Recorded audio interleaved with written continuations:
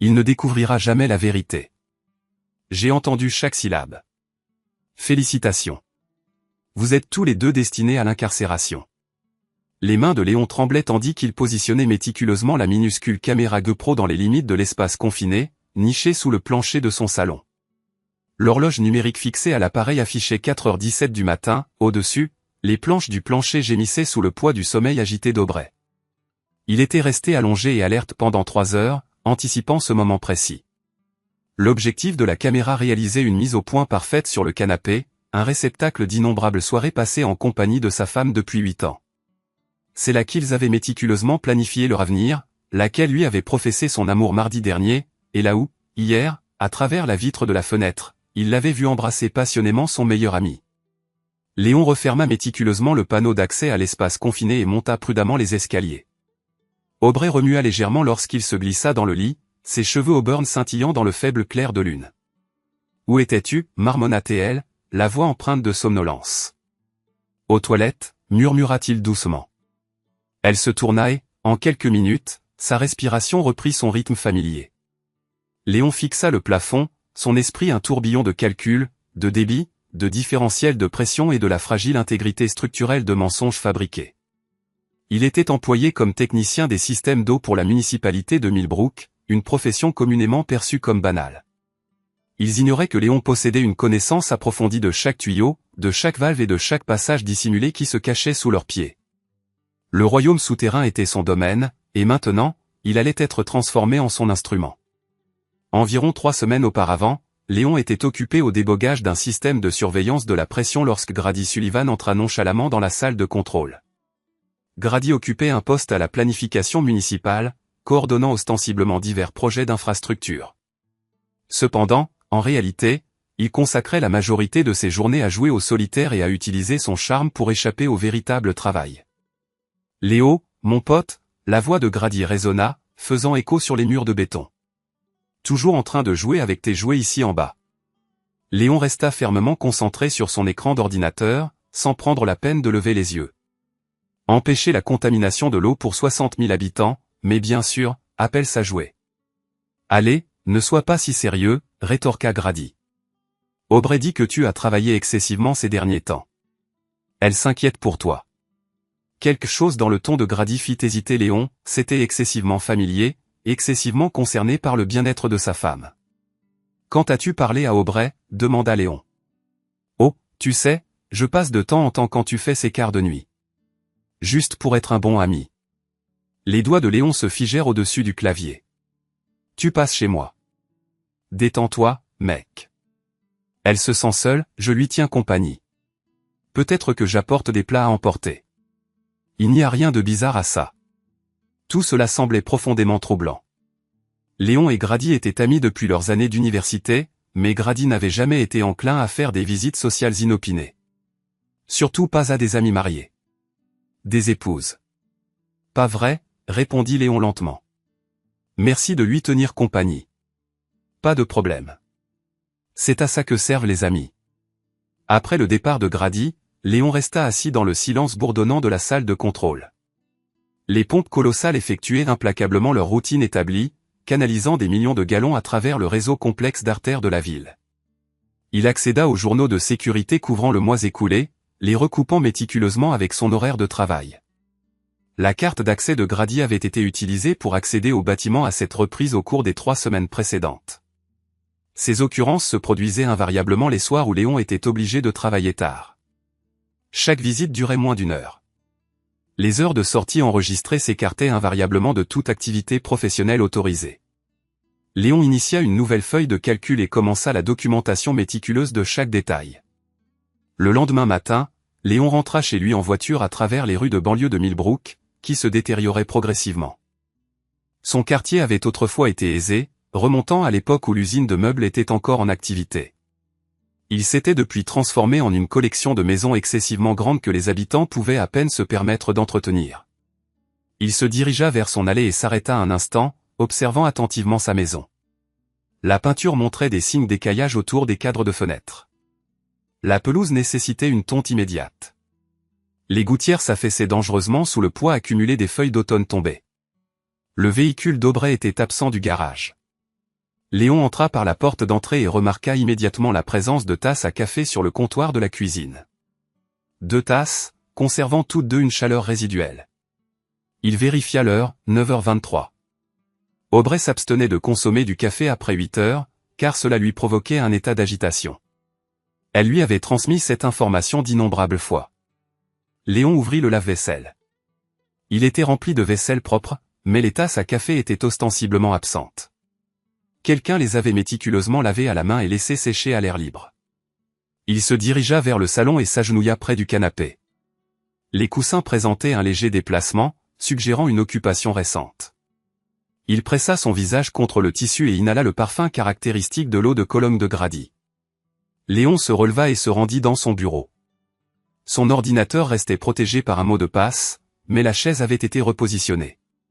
Le classeur était bien fermé, mais la serrure était mal alignée. Quelqu'un avait manifestement fouillé dans ses effets personnels. Léon s'assit à son bureau et alluma son ordinateur portable. Il accéda à sa messagerie personnelle et commença à rédiger un message. Consultation sécurité domicile. Je souhaite discuter des options pour un équipement de surveillance résidentielle. Installation discrète préférée. Disponible pour une consultation immédiate. Cordialement, L. Rice. Il appuya sur envoyer et se renversa sur sa chaise. L'atmosphère de la maison avait subi une transformation. Contaminée. Son téléphone vibra, signalant l'arrivée d'un SMS d'Aubrey. Travaille tard aujourd'hui. Ne m'attends pas. Je t'aime. Léon fixa intensément le message. Elle était censée être au salon de coiffure. Son salon fermait invariablement à 6 heures du soir le mardi. Il ouvrit son ordinateur portable et commença à rechercher des avocats spécialisés dans le divorce. Léon consacra la semaine suivante à une observation méticuleuse. Il installa personnellement le système de sécurité, dissimulant des caméras dans 3 endroits stratégiques, le salon, la cuisine et la chambre. Il déploya également des enregistreurs audio dans le sous-sol et le garage. Il modifia son emploi du temps, informant son supérieur qu'il était obligé d'effectuer une maintenance nocturne sur les systèmes de filtration. Cela lui fournissait des motifs légitimes pour être absent de son domicile à des heures irrégulières. Le jeudi soir, Léon gara son camion à la station d'épuration et entreprit une randonnée d'un demi-mile à travers les anciens tunnels de drainage pluvial menant à son quartier. Ces tunnels étaient les vestiges d'un projet d'agrandissement avorté datant des années 1980, qui n'avait été ni achevé ni comblé. Léon avait méticuleusement cartographié chaque centimètre de ces tunnels au cours de sa première année de travail. Il sortit d'une bouche d'égout située à 3 pâtés de maison de sa résidence et se faufila discrètement à travers les ombres jusqu'à son jardin.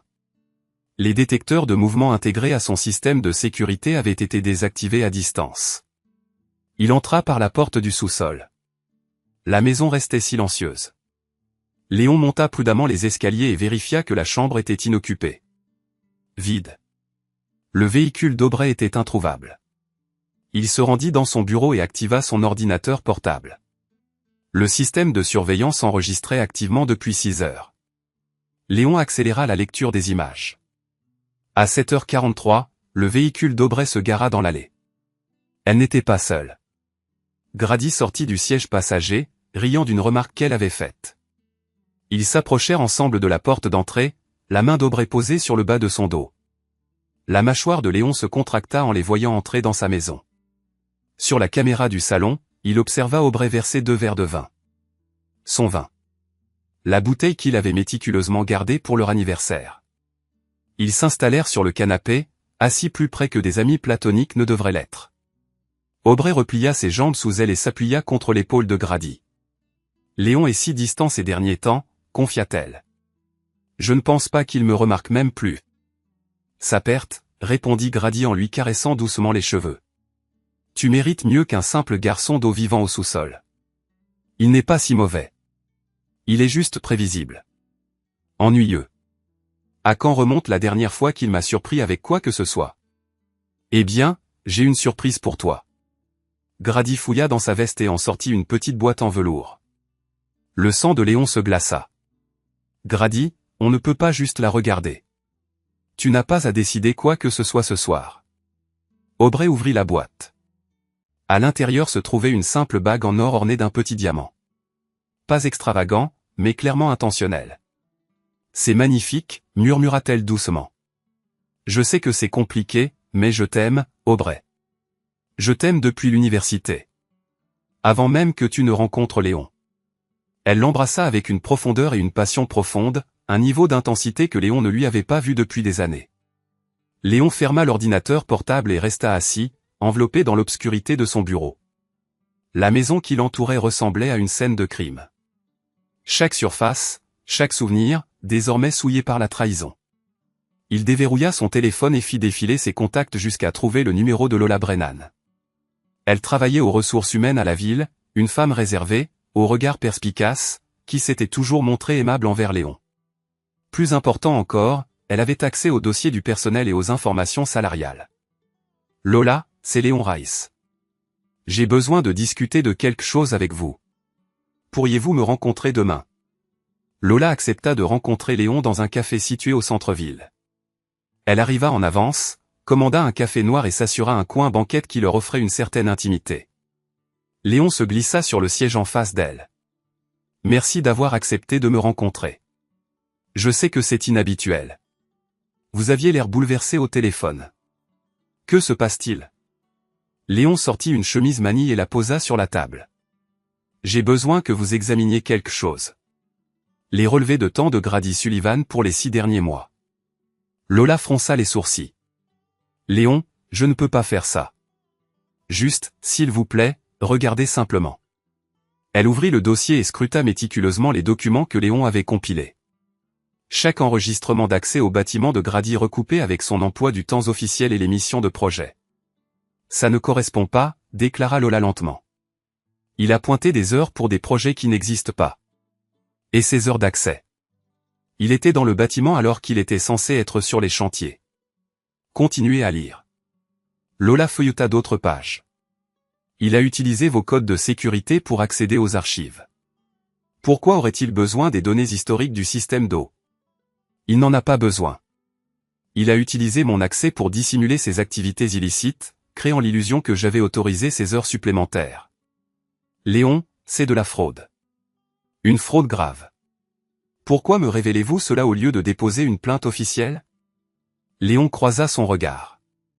Parce que je dois déterminer l'étendue de cette conspiration avant d'entamer ma contre-attaque. Et parce que je soupçonne que vous pourriez avoir vos propres raisons impérieuses de vouloir voir Grady tenu responsable. L'expression de Lola s'assombrit visiblement. Que voulez-vous dire? Votre frère Danny. Le litige successoral concernant la maison de votre grand-mère. Grady avait une liaison avec votre belle-sœur quand tout cela s'est produit, n'est-ce pas? La mâchoire de Lola se crispa. Comment savez-vous ça? Je connais Grady. Je comprends son modus operandi. Il avait incité sa belle-sœur à contester le testament, n'est-ce pas? Il lui avait promis une part plus importante si elle défiait la famille devant les tribunaux. Elle a ensuite épuisé toute sa fortune en frais de justice. Grady s'est enfui dès que les fonds ont été épuisés. C'est son modus operandi. Il identifie les personnes qui lui font confiance. Ensuite, il exploite cette confiance pour s'emparer de ce qu'il désire. Lola referma le dossier. Que voulez-vous que je fasse? Demanda-t-elle. Je veux que vous m'aidiez à tout documenter méticuleusement. Construire un dossier irréfutable. Quand je serai prêt à agir, j'ai l'intention de l'enterrer si profondément qu'il ne reverra plus jamais la lumière du jour. Et qu'en est-il d'Aubrey? Le visage de Léon prit une expression glaciale. Elle a fait son choix. Maintenant, elle doit en subir les conséquences. Au cours des 2 semaines suivantes, Léon et Lola collaborèrent pour monter leur dossier contre Grady. Ils documentèrent méticuleusement chaque relevé de temps frauduleux, chaque cas d'accès non autorisé, et chaque signature falsifiée. L'accumulation de preuves s'avéra accablante. Parallèlement, Léon maintenait sa surveillance. Il observait Aubrey et Grady se réunir dans des restaurants, séjourner dans des hôtels, et au sein de sa propre résidence. Il enregistrait leurs conversations, leurs manigances, et leurs propos désinvoltes concernant ses prétendues insuffisances en tant que mari.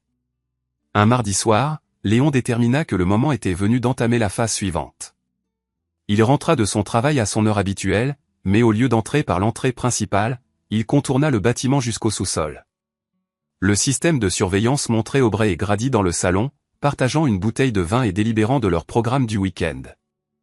Léon monta les escaliers en douce et se cacha dans le placard du couloir. Il pouvait entendre leur voix avec clarté. En parlant de la maison au bord du lac, articulait Grady, la résidence de mon cousin sera inoccupée ce week-end. On pourrait partir vendredi soir. Et si Léon se doute de quelque chose? Dis-lui que tu vas rendre visite à ta sœur à Hartford.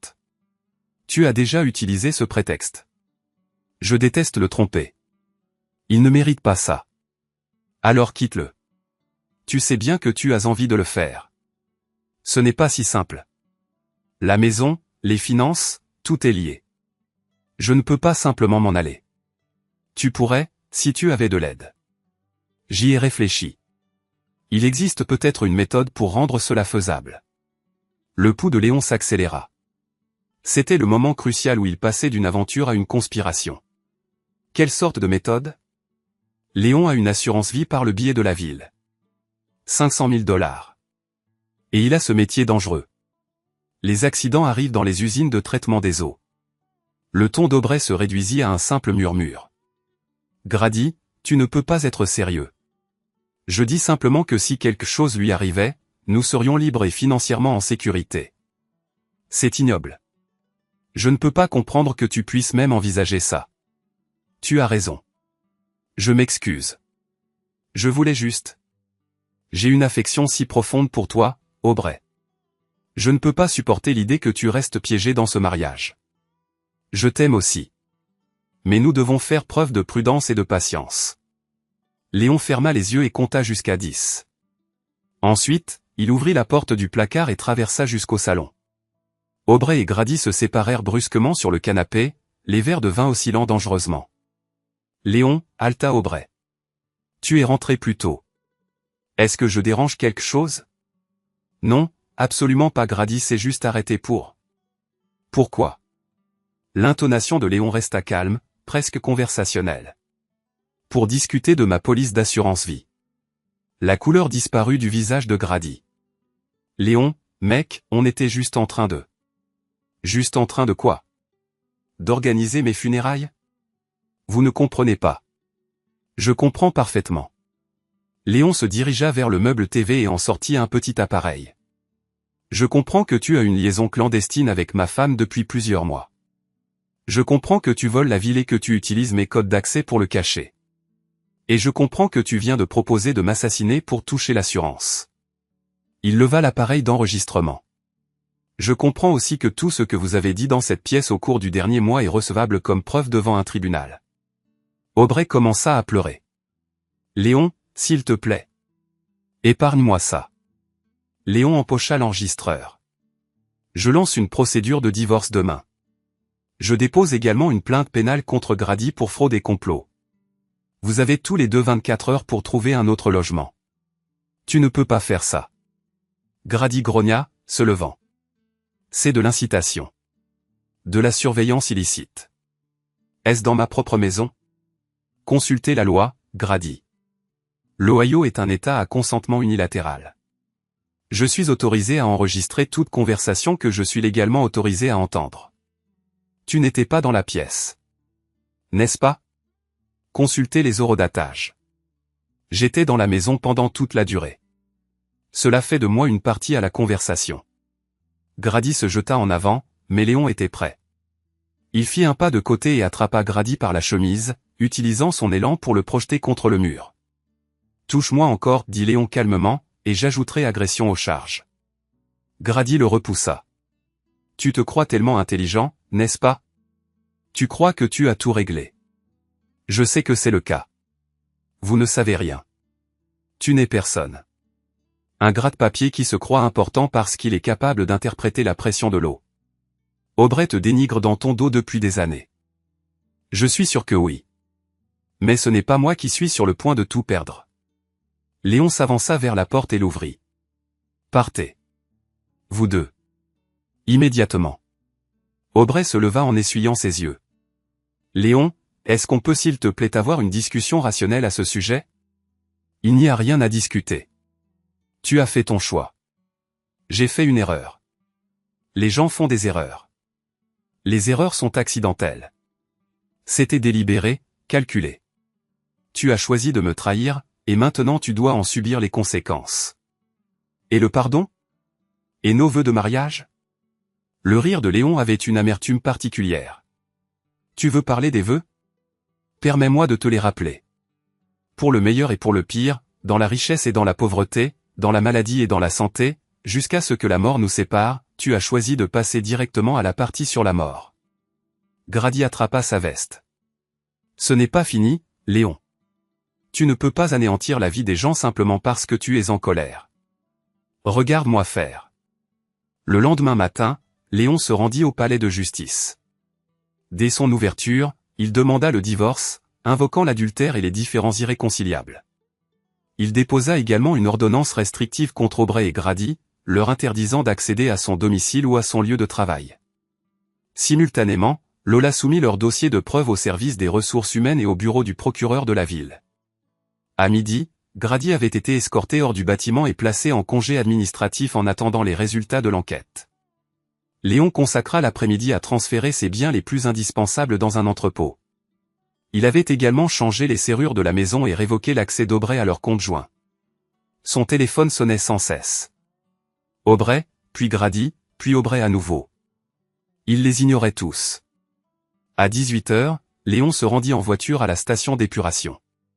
Il avait un travail légitime à faire, mais surtout, il devait se préparer pour la phase suivante de sa stratégie.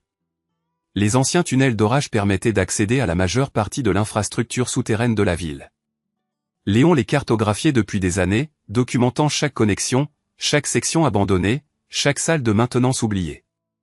À 3 pâtés de maison de sa résidence, il existait une salle qui avait été scellée dans les années 1990 lorsque le projet de tunnel avait été annulé. Léon l'avait découverte lors d'une inspection de routine, mais il ne l'avait jamais signalée. L'espace s'avérait idéal pour ses besoins. Sec, sûr et complètement détaché du réseau électrique. Au cours de la semaine suivante, Léon transféra discrètement du matériel dans la salle. Un bureau, une chaise, un classeur. Il fit passer un câble Ethernet à travers le système de tunnel et établit une connexion Internet sécurisée. Il installa des lampes LED alimentées par batterie et un petit ventilateur. L'endroit se métamorphosa en son centre de commandement. De là, Léon orchestra sa campagne de destruction. Il collabora avec Lola pour exposer toutes les facettes de la fraude de Grady. Ils déterrèrent des preuves de pots de vin, d'inspections falsifiées et d'achat de matériel non autorisé. L'affaire prenait de l'ampleur chaque jour. Léon engagea également un détective privé pour documenter les activités financières d'Aubrey. Ils découvrirent qu'elle avait détourné des fonds des comptes de son salon, utilisant l'argent pour couvrir les frais d'hôtel et de cadeaux pour Grady. Le jeudi soir, Léon reçut un appel de son avocat. « Nous avons un problème », articula l'avocat. Aubrey prétend être enceinte. Léon s'affala lourdement sur sa chaise de bureau souterraine.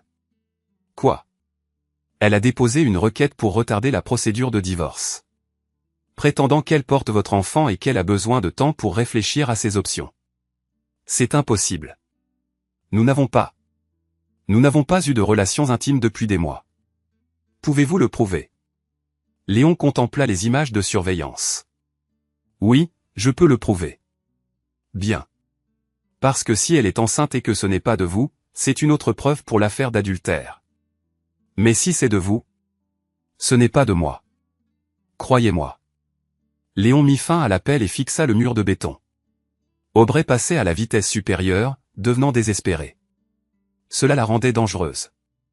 Il devait mettre fin à tout cela rapidement. L'audience de divorce était prévue pour le lundi suivant. Léon passa le week-end dans son bureau souterrain. Méticuleusement. Préparant sa présentation. Il avait tout rassemblé. Relevés financiers, images de surveillance, enregistrements audio et témoignages. Le lundi matin, Léon arriva tôt au tribunal. Il revêtit son plus beau costume et porta une mallette remplie de preuves.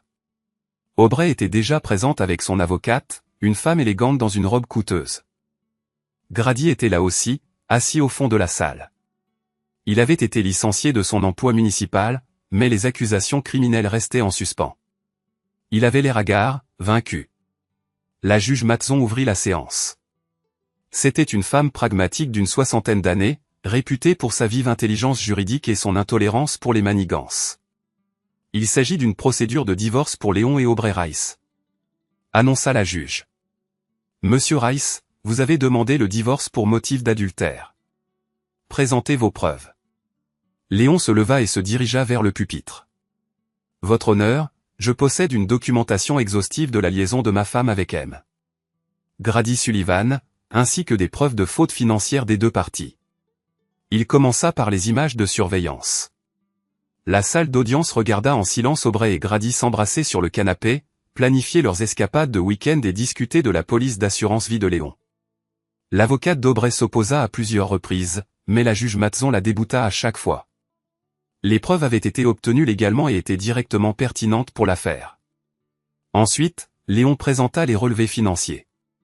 Il expliqua comment Aubray avait subtilisé des fonds de son salon pour financer la liaison clandestine, et détailla en outre comment Grady avait fraudé la municipalité pour augmenter ses revenus.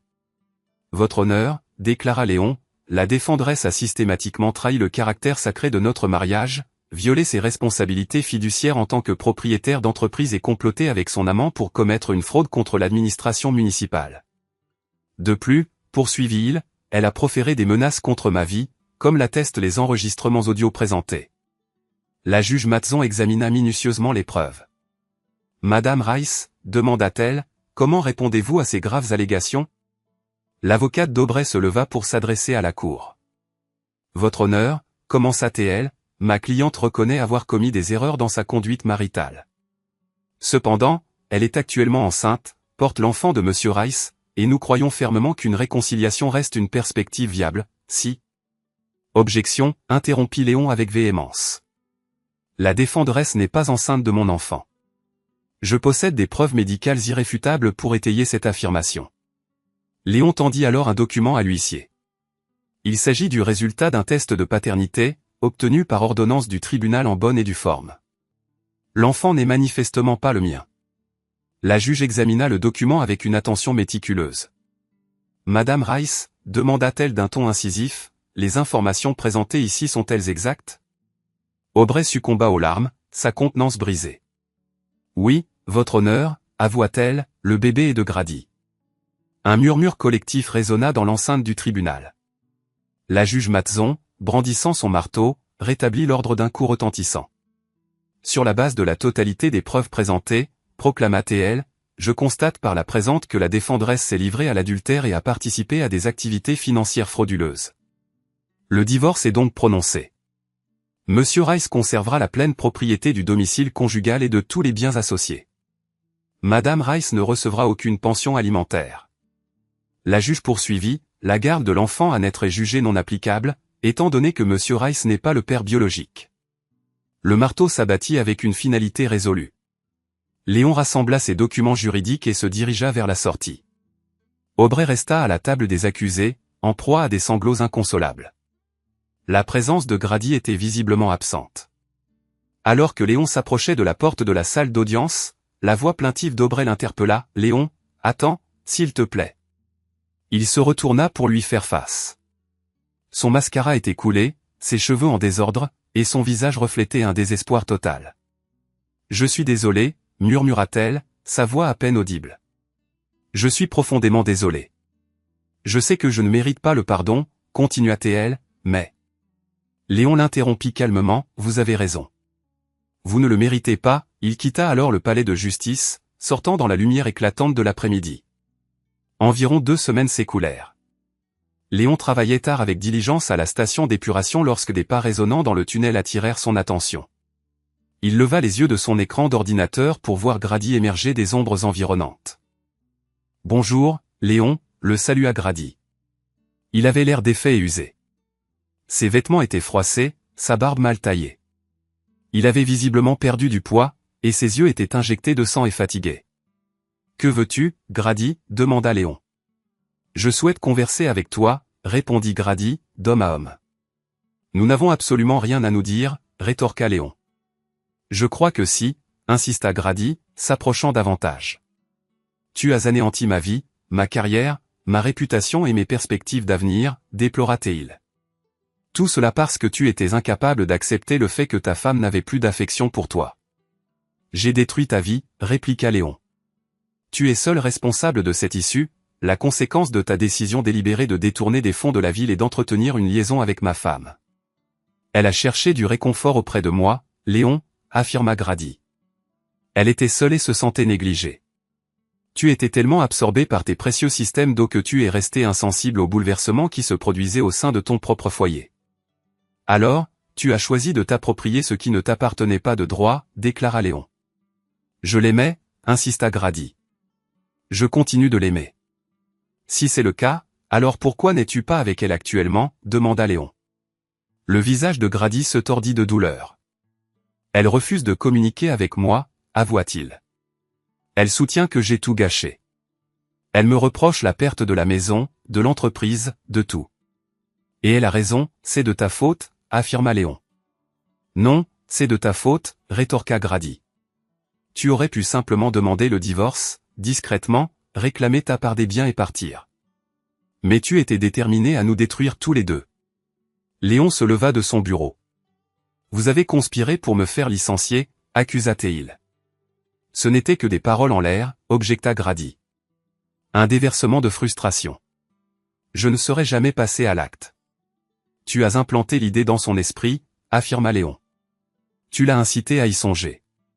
Tu as de la chance que je n'ai pas engagé de poursuite contre toi pour complot de meurtre. De la chance, railla Grady avec amertume. Tu considères cela comme de la chance? J'ai tout perdu. Mon emploi, ma réputation, mon avenir. Je suis désormais inemployable, même dans un fast-food.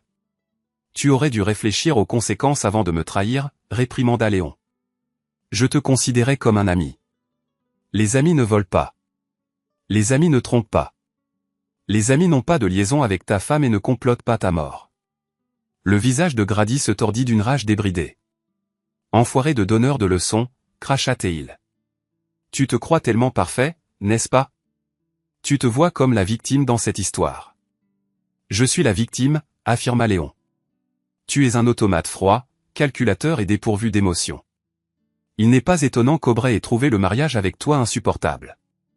Peut-être, concéda Léon. Cependant, je suis aussi celui qui est sorti vainqueur. Grady se jeta en avant, visant un coup de poing puissant au visage de Léon. Léon esquiva habilement le coup et saisit le poignet de Grady, le tordant derrière son dos et le plaquant violemment contre le mur de béton. Lâche-moi, exigea Grady. Tu es en infraction sur une propriété de la ville, tu violates l'ordonnance restrictive, et tu viens de m'agresser, déclara Léon. Souhaites-tu aggraver davantage ta situation juridique? Léon relâcha Grady et recula. Grady se le poignait, respirant fortement. Ce n'est pas terminé, Grady, dit Léon. Si, c'est terminé, affirma Léon. Tu es fini, Grady. Mort et enterré. Il ne te reste plus rien ici. Je reconstruirai, déclara Grady. Je recommencerai à zéro, ailleurs. Avec quels moyens, demanda Léon. Tu n'as pas de fond, pas de référence, pas de perspective. Et où que tu ailles, cette histoire te suivra. Chaque demande d'emploi, chaque enquête de moralité, chaque relation. Tu n'échapperas jamais aux conséquences de tes actes. Toi non plus, rétorqua Grady. Tu ne feras plus jamais confiance à personne. Tu ne connaîtras plus jamais l'amour. Tu passeras le reste de ton existence seul dans cette chambre souterraine, entouré de tuyaux et de manomètres, à te demander perpétuellement si chaque personne que tu rencontres complote pour te trahir. Léon esquissa un sourire froid. Peut-être, concéda-t-il. Cependant, je serai au moins vivant pour y réfléchir. Grady le fixa intensément pendant un long moment, puis pivota et se retira dans l'obscurité enveloppante du tunnel. Léon observa son départ, puis reprit sa place à son bureau. Il avait des responsabilités à assumer. Le système d'eau de la ville nécessitait une surveillance constante et un entretien méticuleux. C'était une tâche importante, assurant le débit continu de l'eau. Léon excellait dans son travail. Il avait une compréhension globale de la pression, des débits et de l'intégrité du système. Il était doué pour identifier les problèmes potentiels avant qu'ils ne se transforment en défaillance critique. Il possédait l'expertise nécessaire pour rectifier tout dysfonctionnement. Et il savait précisément quand interrompre complètement le flux si un système était irrémédiablement compromis. Léon recentra son attention sur son ordinateur et commença à rédiger son rapport hebdomadaire. Au-dessus, Les habitants de la ville dormaient paisiblement, inconscients des systèmes complexes qui soutenaient leur mode de vie. Dans les tunnels souterrains, l'eau s'écoulait à travers des canaux méticuleusement entretenus, suivant le chemin de moindre résistance, progressant perpétuellement vers l'avant, ne s'attardant jamais sur le passé. Léon comprenait implicitement ce principe. Il finalisa son rapport et se prépara à rentrer chez lui, à son prêt immobilier, et à sa vie, reconstruite à partir des décombres de la trahison. En approchant de l'entrée du tunnel, il s'arrêta et jeta un dernier regard à son bureau souterrain. Le lendemain, il reprendrait son emploi du temps habituel, son existence normale. La pièce secrète servirait de rappel constant de ses capacités lorsqu'il était poussé à ses limites. Mais ce soir-là, il se reposerait dans son propre lit, dans sa propre maison, enveloppé par le silence de la victoire. Léon sortit du réseau de tunnels et traversa les rues désertes de Millbrook. Les maisons étaient plongées dans l'obscurité, leurs occupants plongés dans un sommeil paisible, faisant confiance aux systèmes qui soutenaient leur monde. Ils ignoraient la fragilité inhérente à ces systèmes, ou les répercussions potentielles de s'en prendre à l'individu qui les entretenait. Léon arriva à sa résidence et se tint sur le porche, levant les yeux vers les fenêtres. Aucun autre véhicule n'occupait l'allée, aucune autre voix ne résonnait à l'intérieur des pièces. Aucune autre vie pour compliquer la sienne. Il ouvrit la porte et entra. Le silence était absolu. Ja, Burger Ting. Pentakill, hvad er der i her? Hvordan kan du så have en mening? Jeg har da ikke nogen mening om den. Den eneste mening, jeg har, det er kaloriebaseret og er prisbaseret. 3, 2, 1, hop. Med Burger Ting. Stream streak. Hvad var taktikken her? 1, 2... Ned og stå på enden først. Ja, vi skal bare lige over og vente. Okay. Ja, er det nu, eller hvad? Skal vi op, eller? 3, 2, 1, hop. Vent. Nu. Hvad mener Hvad var I? det? Jeg kan sgu ikke mere. Jeg sidder fast i træet. Hvad sker der her? Altså, det er jo ikke, hvad fuck mener I? Altså, kan jeg hive? Jeg prøver at hive i Smiller her. Smiller, prøv lige at bevæge dig. Ja, det kan jeg ikke. Jo, herover.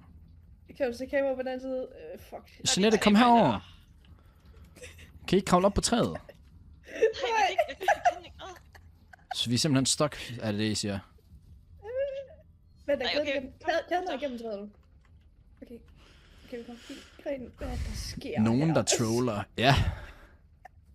Jeg forstår ikke, hvorfor vi ikke bare landede noget ved den der ved siden af i stedet for. Ja, det var også det, jeg prøvede. Der var jo ikke nogen af os, der kunne finde ud af at koordinere Nej, noget. men det er jo fedt, så nu er vi bare stok her i stedet for. Hvor er det fucking cringe. Det var det. 2 store oksekødsbøffer, smeltet hvid cheddarost, sprød og rød løg, icebergsalat, pickles og Big Arch sauce. Ja, så præcis den eneste ting, der er anderledes fra alle andre burger i hele verden, er Big Arch sauce. Så Burger Ting er jo ikke et dårligt take. Med al respekt til jer, der siger, at det var mærkeligt sagt. Hvad er det, man skal? Hvid cheddarost, det var det. Hvad sker der her? Jamen, når vi er stuck, I guess, eller hvad? Oh. What? What? Jo, jeg trykkede på R. Det er sådan umiddelbart en... Okay. Nedtæller in-game. Okay. Nå. Nå, ej, fucking smart. Men den smager flot. Hvordan er Jeg ved vi... ikke lige, hvad vi skal bruge til lige nu, men... Ja, vi er stok her, altså. Hvad er det, vi skal? Hvis du trykker, der er en knap, der hedder teleport. Men hvad sker der? Jeg puller bare lige pt. Sådan der. Ja, okay, jeg er nede. Er det smart, Nice. det her? Så skal jeg bare hive i mig så er vi der. Jeg hiver i dig, Martin. Hiver. Gør Er nu den noget. halal? Det ved jeg ikke, morgen. Nej, det er bedre. Altså... Kom nu med sig, altså. Altså, Jeg Martin, kan du begynder ikke bare at løbe kravle bagud eller her. Nej, jeg kan ingenting. I sidder jo også og hiver mig nedad i princippet. Jeg skal jo egentlig opad. Jo, okay, jeg havde bare glemt det. Jeg troede, jeg stod for reload eller sådan noget. Hop nu ned, Prøv altså. at gå herover. Er du AI, mate? Jeg sidder fast på et hegn. Hvordan skal jeg hoppe ned? Er du helt væk, Ako? Fucking ragebaiter, altså. Jeg sagde forresten, det er ikke engang med mening, han lavede en raffle ind hos mig. Han var bare tappet ind i min chat ved en fejl. Så det var nok dig, han ville lave en raffle til. Det håber jeg. Altså, kan I pulle, mens I hænger deroppe? Jeg kan ikke gøre noget som helst. Jeg kan godt Jeg prøve at tror, pulle. jeg tror heller ikke, du skal gøre noget, Martin. Okay. Det er jo dig, vi skal have over. Der sker sgu ikke noget. Nej, klart. Skal vi prøve det der teleport? føler lidt, vi bliver nødt til, at vi sidder stok, jo. Jeg forstår ikke, hvordan jeg kommer over. Det forstår jeg heller Jeg ikke. vil prøve lige at gå med her. Jeanette, kom lige. Åh, Okay. kan jeg komme igennem her? Nej. Ja, det... Okay, hvis vi nu samarbejder her, kan vi så ikke bare hoppe ind på hegnet? Hvis nu vi går den der vej. Nå nej, der Det er er sgu en... fast der. Nej, nu er den helt dyr, nu er den rigtig dyr. Hvad gør vi nu? Ja, det er det. Kan jeg ikke trykke teleport? Nej, jeg kan ikke engang trykke på teleport. Men altså... Tryk nu på den teleport-knap, Jeanette. Vi kan ikke gøre noget, jo. Tak. Nu må vi prøve igen, ja. Hvorfor gjorde vi ikke bare det her fra starten af? Ja, det ved jeg heller ikke, da. Vent. Næste gang.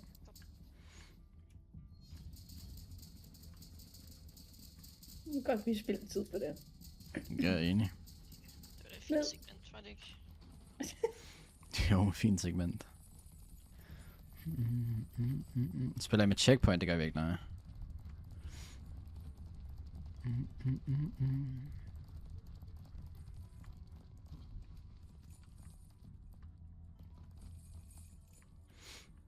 Hvad var det, I trykkede? Var det R? Okay. Ja. Checkpoint til curling, ja. Jeg har ikke lyst til Mac'en nu. Shit. Ja, også mig. Same. Kan vi alle sammen tage på Mac'en? Ja, det kan vi godt. Hvem henter?